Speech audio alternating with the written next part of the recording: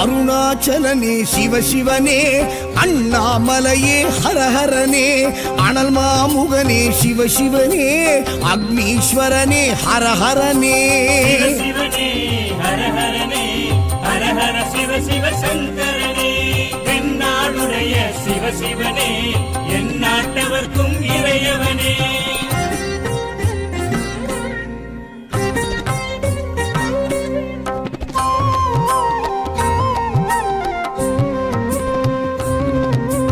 அஷ்டலிங்கனே சிவசிவனே, அர்த்தநாரீஷ ஹரஹரனே, முக்திபுரீஸ்வர சிவசிவனே, முக்தி அருள்வோனே. ஹரஹரனே சிவசிவனே, ஹரஹரனே, ஹரஹர சிவ சிவ சங்கரனே, எந்நாடுடைய சிவசிவனே, எந்நாட்டவர்க்கும் இறையவனே.